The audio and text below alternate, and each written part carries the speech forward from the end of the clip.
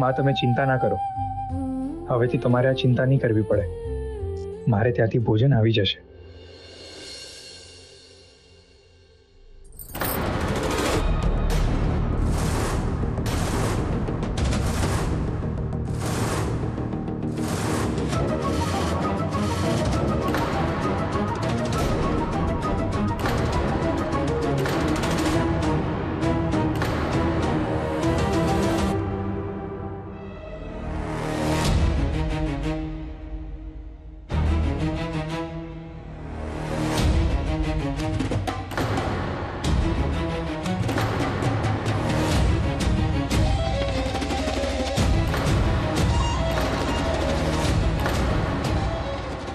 ચૂડા ને મંગળસૂત્ર કેમ આમ કાઢીને મૂક્યા છે?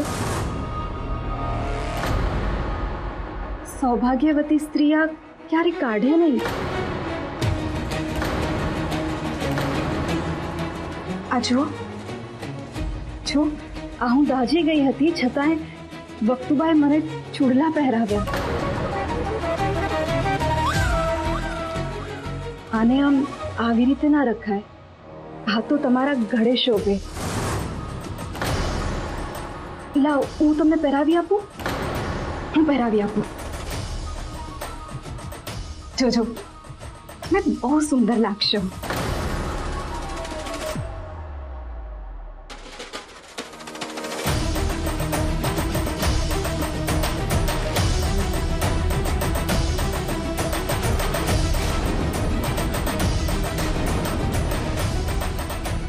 આ મંગળસૂત્ર પણ શોભ્યું જ છે.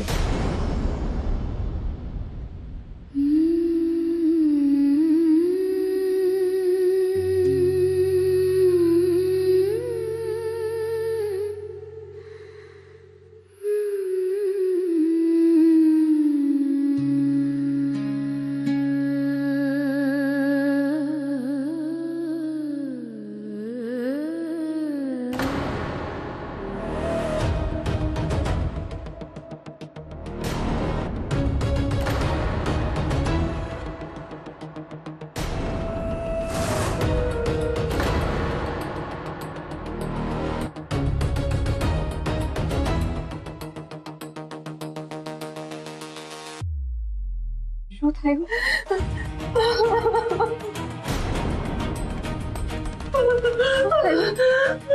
શું થયું?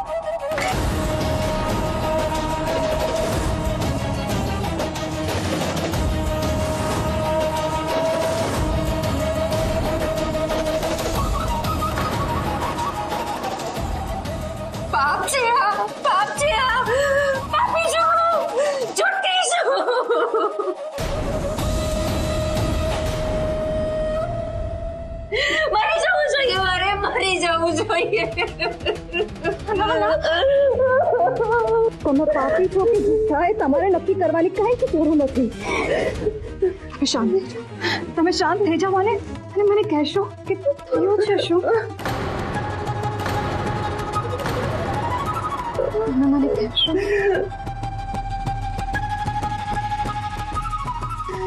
તમે મને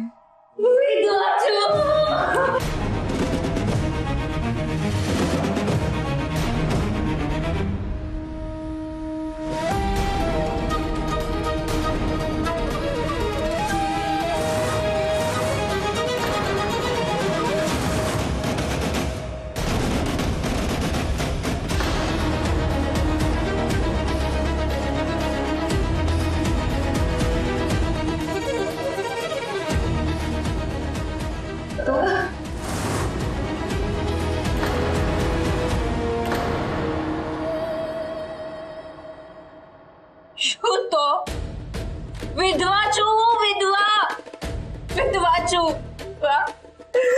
આ જુઠ્ઠો શણગાર કરીને ફરું છું.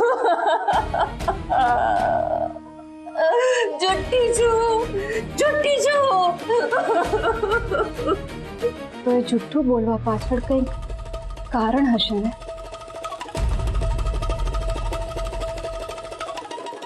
તમે શાંત થઈ જાઓ અને કહેશો કે થયું છે શું?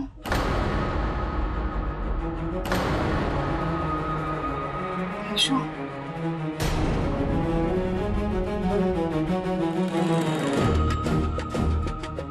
બરાબર ખેતરમાં કામ કરતા હતા. એક દિવસ ખબર નહીં શું થયું તો ગામના અમુક લોકો એમની લાશ લઈને આવ્યા.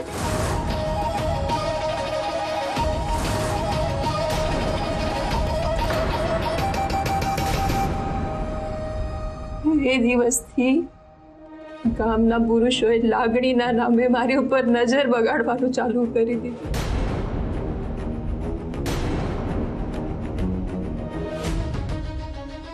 એ વાતની ફરિયાદ મેં આ આદિરાજને કરી.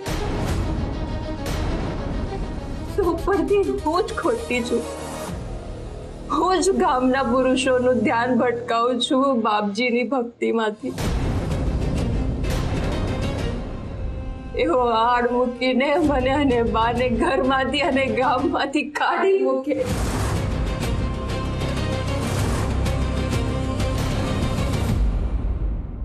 એના પછી અમે જે ગામમાં જતા ત્યાંના પુરુષો લાગણીના નામે મારી ઉપર નજર બગાડતા.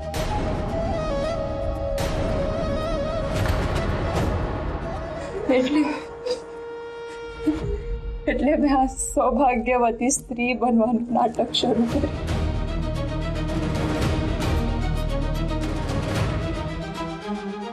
જેથી લોકોને એવું લાગે કે હું પરણેલી છું અને મને અને બાને શાંતિથી જીવવા દે. અને આ ગામમાં પણ મારું દુર્ભાગ્ય મારી પાછળ આવ્યું.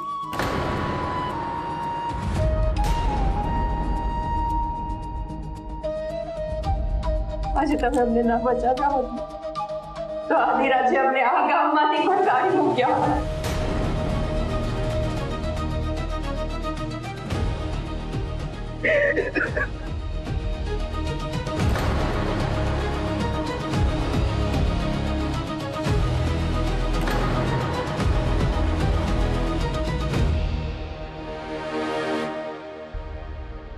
બેન, તમારે ચિંતા કરવાની કોઈ જરૂર નથી. આ ગામ કોઈ આદિરાજનું નથી. મારા બાપુ આ ગામના ધણી છે. તમને આ ગામથી કોઈ નહીં કાઢે. તમે શાંત થઈ જાઓ. એ આદિરાજને તમે હજુ જાણતા નથી ને એટલે આવું કહો છો. બેન, તમે આ ગાઢ સંઘને હજુ જાણતા નથી એટલે આવું કહો છો. તમે કોઈને અહીંયા આવવા કહ્યું હતું? ના, અમે બંને અહીં આવ્યા છીએ એ વાતની કોઈને પણ જાણ નથી. પણ અહીં આવ્યા હશે તો અમારું થશે. બેન, તમે ચિંતા ના કરો. હું જોઉં છું. તમે બારણું ના ખોલતા. તમે શાંત થઈ જાઓ, ગભરાશો નહીં.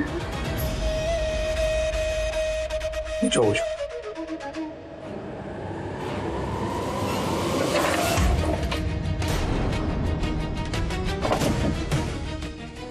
હરિઓમ તત્સત. તમે અહીં? આ પ્રશ્ન તો મારે તમને પૂછવો છે.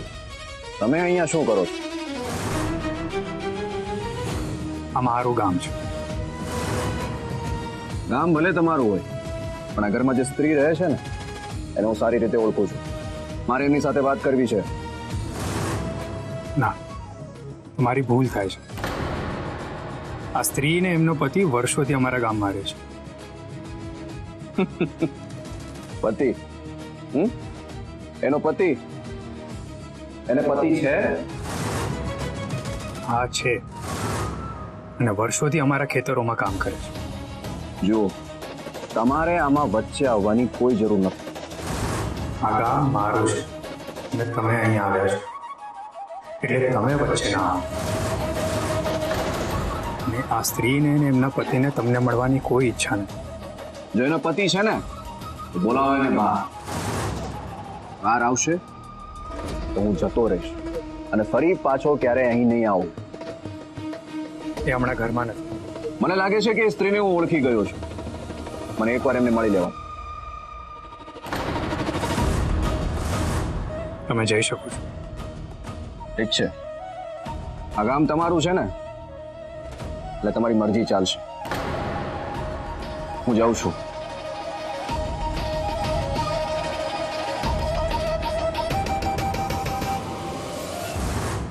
હમણાં તો જાઉં છું, પણ મને એ સ્ત્રીની સફેદ સાડી દેખાઈ ગઈ છે. એનો પતિ તમારા ખેતરમાં કામ કરે છે.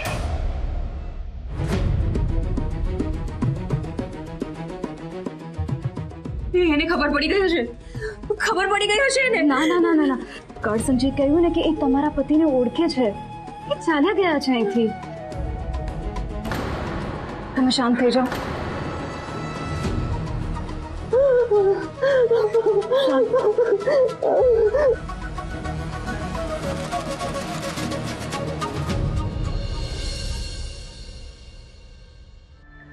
આ બંને કંસાર લઈને આવ્યા કેમ નહીં હજી સુધી? કંસારની વિધિમાં મોડું થાય છે. આ ગોરધાન, હા કાકા. અરે આ તારા કહળ બાપુ ક્યાં છે? આ બાપજીને કંસાર ક્યારે ધરાવીશું? કાકા મેં તો ક્યારના નથી જોયા એમને. જોગમાયા, જોગમાયા. હા બોલો બા. બેટા, ગંગા વહુને રસોડે જોયા? બા હું ક્યારની રસોડે આટા ફેરા મારી રહી છું. મને બહુ જ ભૂખ લાગી છે, પણ ગંગાબેન બા ક્યાંય દેખાતા જ નથી. ક્યાં ગયા આ બંને? આ બંને ચિંતા કરાવે છે મને. ના ના, તમારે ચિંતા કરવાની કોઈ જરૂર નથી વક્તુબા. તમે લોકોએ જે તમારા હાથે કંસાર તૈયાર કરાવેલો ને તે વિધિ પ્રમાણે પેલા મારા બાપજીને ધરાવવો જોઈએ, પછી મા બાપને ધરાવવો જોઈએ. એના બદલે તમારો દીકરો અને તમારી પુત્ર વધુ ગામમાં પેલી ભિખારણને ખવડાવી રહી છે.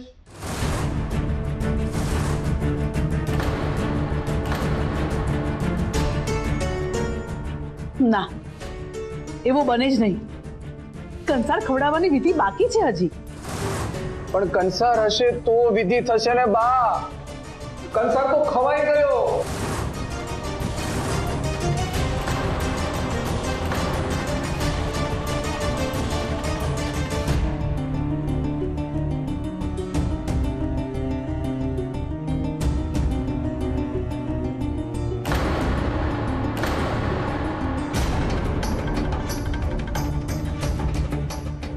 ક્યાં ગયા હતા તમે બંને?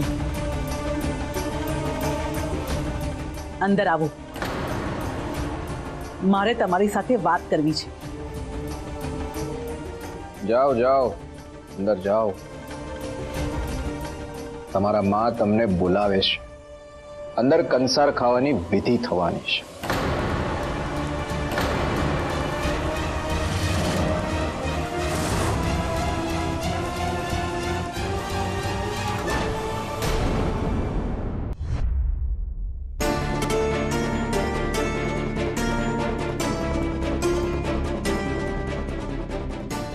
તમે બંને જણાએ મને દુઃખી કરવાનું નક્કી કરી રાખ્યું છે કે? બસ આજે એક શબ્દ પણ નહીં ગંગા બહુ. આજે સવારે જ મેં તમને કહ્યું કે આજે તમારી પહેલી રસોઈની વિધિ છે. જેનો કંસાર સારો એનો સંસાર સારો. તમે બંને જણાએ કંસાર બનાવેલો હતો એ ભગવાનને ધરાવવાનો હતો ને ત્યાં જ આ પાદુકા આવી ગઈ તો એમને સ્થાપન પર મૂકીને મારે તમને પ્રસાદ આપવાનો હતો. અને ગંગાબહુ, તમારા હાથે ઘરના બધાને પ્રસાદ આપવાનો હતો. પણ પહેલા તો તમે કોઈ ગરીબને પ્રસાદ. હા, એ બંને પાસે કાંઈ જ ખાવાનું નહોતું. તમને બંને જણને કેમ એવું લાગે છે કે અમારામાં કોઈ દયા માયા નથી. તમારા બાપુ વર્ષોથી એમને દાન કરે છે. ઘર આંગણે આવેલ કોઈ ભૂખ્યું જતું નથી. એમાં કોઈ નિયમ હોય. ભગવાનને ધરાવવાનો પ્રસાદ આવી રીતે સીધું ભિખારીને આપી ન દેવાય. આ કંસાર જીવનભરની યાદગીરી હતી ગંગા વહુ.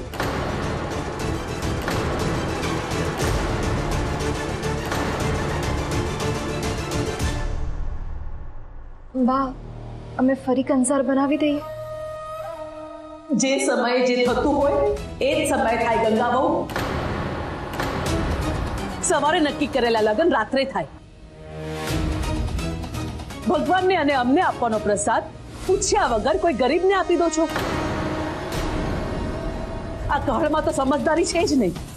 તમે તો જરાક સમજો. જુઓ, હું તમને હાથ જોડીને વિનંતી કરું છું, આપણી પરંપરા અને રીત રિવાજોની વિરુદ્ધ ન જાઓ. ને ગંગા બહુ, હવે તમે ગામ ધણીના પરિવારના છો એટલે જરાક સમજો. આમાં જરા પણ ઊંચ નીચ થઈ ને તો હું કે તમારા બાપુ તમને કોઈ મદદ નહીં કરી શકીએ.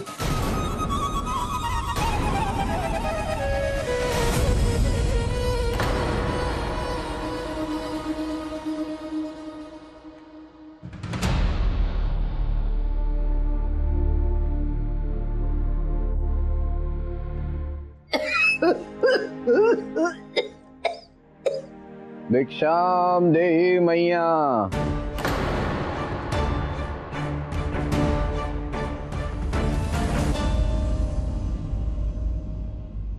આંગણે કોઈ સાધુ મહારાજ આવ્યા લાગે છે, કંઈક આપો એને.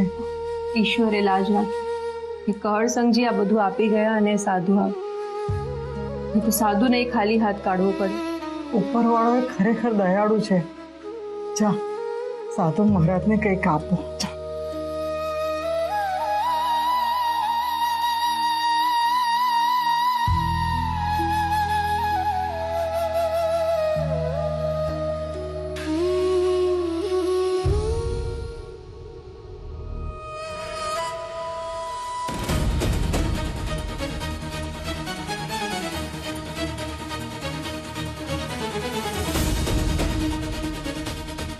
બાલિકા, જેના મનમાં ચોર હોય એ મોઢું છુપા.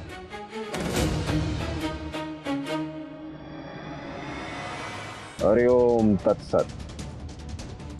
મને તો પહેલા જ ખબર હતી કે આ તું છે સાવિત્રી.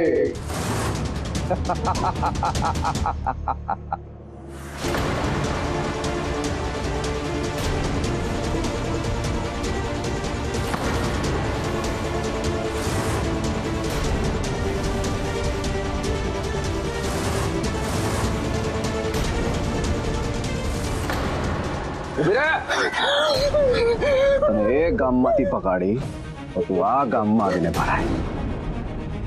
અને આ ગામમાં તો તું ગામ ધણીના પરિવારની ખાસ થઈને બેઠી છું, નહીં?